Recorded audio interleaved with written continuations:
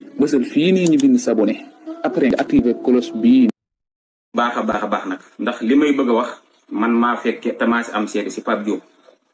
ndax yàlla dogal na man keroog bi may génn si kër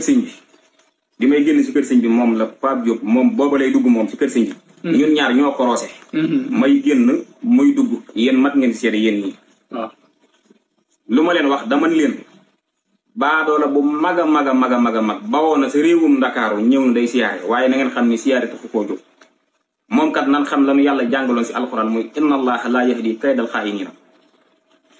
yàlla sama borom kat du jubal pexey warkat yi waaye du jubal mukk pexey yàqkat yi te nan xam ni kat kii ab warkat la ab yàqkat la noonu laa leen ko waxeen keroog sa dëkk sa kër siñ ba keroog wér na ñi dem ba am ñaari fan yëf yi da xew ñëpp di si wax yéen sax neewoon ngeen ma siñ bi waxal waaye damay lim kat du ma si teel a wax ndax man Pape Diop man damaa génnoon si moom démb tey soog a ñëw muy bi mu fi rey kuune yi di Ablaye Wade neewoon na ko fi mboolem kuune bu dee si réew mii yow yaa ko rey waaye nag na nga xam ne nag kuune yi ñun ak ñoom ñoo bokk yem si réew mi ndax kat nit a leen jur nit a leen jur ñun ñii nan xam ne kat ba yàlla naan wan xadd karam naa ba ni aadama kat booba maanaam kuune yi génnuñu si woon ñoom ñi ngi si biir ndax ñoom ay doomu aadama dan ñaareel bi mooy maanaam 83 député yoo xam ñoom ñëpp ay kañalan di ay yàqkat waroon nga leen a rus a fekk ji waaye na nga xam ne kat bérte woon kenn ñëpp xamoon na ni yow kat di nga dem beneen bi si mooy di waxtay maam si bëkk néeg yi nga xamante ni ñoom ñoo nekk si kër sëñ ba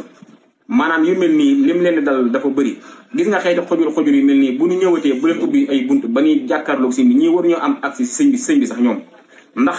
réew mépp a ngi xaar lan mooy xew ndax ñëpp xam na ni Pape Diop dem na si sëñ bi waaye gisaguñ sëñ bi ba mu fay nekk booba kon yéen waroon ngeen a xam fi réew mi toll waroon ngeen